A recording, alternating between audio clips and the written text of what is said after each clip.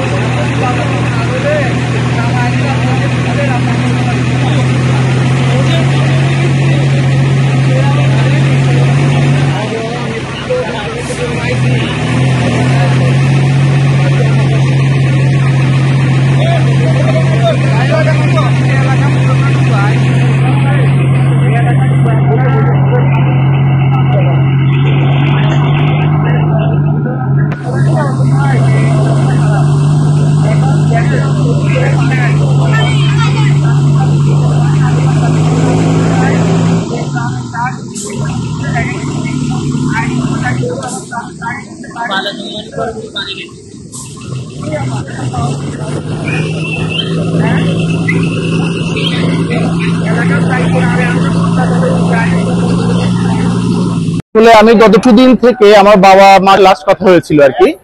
এরপর থেকে আমি আর গত 1.5 দিন হয়ে গেল বাবা মার কোনো খোঁজই পাচ্ছি না। আমি এখন এই যে চিন্তা করলাম, এখন বউ বাচ্চা ফেলে সেই সকাল ভোর 5টায় রওনা দিয়েছি, এখনো বাড়ি পৌঁছতে পারিনি। এই মাত্র লালপুর এসে পৌঁছলাম। আমি সোনাগাজী যাবো, ডাক বাংলা আর কি। আমার বাবা মা, আমার এলাকার পরিস্থিতি এই মুহূর্তে খুবই খারাপ। লক্ষ লক্ষ লোক পানির নিচে। আমরা গতকাল থেকে ট্রাই করতেছি বাড়িতে যাওয়ার জন্য, কোনোভাবে বাড়িতে যাওয়া সম্ভব হচ্ছে না। আমার সোনাগাজীর লোকজন পানি পাচ্ছে না, খাবার পাচ্ছে না। হাজার হাজার মানুষ মারা গেছে শুনতেছি। এখানে অনেক গাড়ি অপেক্ষা করতেছে ত্রাণ নিয়ে, কিন্তু কোনো গাড়ি সোনাগাজীর দিকে ঢুকতেছে না। লালপুর আসছি, লালপুরে এখানে তারা স্পিড বোট নিয়ে আসছে।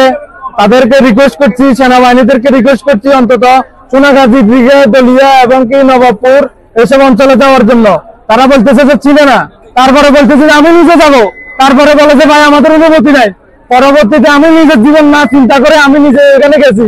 তাদের একটাই আহাজারি, তাদের খানা দরকার, পানি দরকার, এগুলো দরকার। বড় বড় বিল্ডিং যেগুলো আছে ওগুলোতে তারা অবস্থান নিছে, এখন এই মাত্র তাদের শুধু প্রাণের দরকার।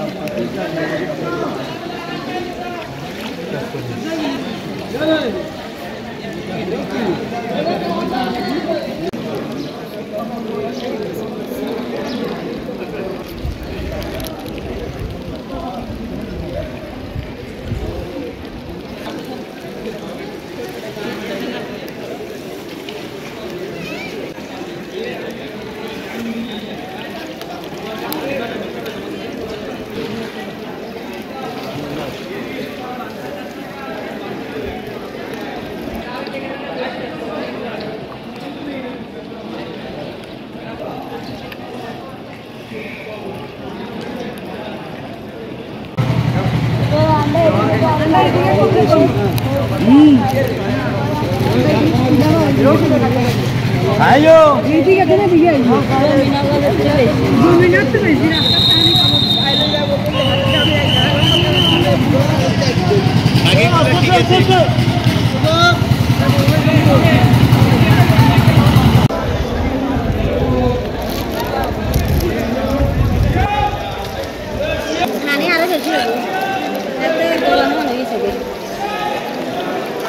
এই বিশেষ প্রতিবেদনটি যদি আপনাদের ভালো লেগে থাকে অথবা উপকৃত হন তাহলে অবশ্যই এই চ্যানেলটি সাবস্ক্রাইব করুন এবং লাইক, কমেন্ট ও শেয়ার করে রেড গ্রিন অনলাইনের সাথেই থাকুন।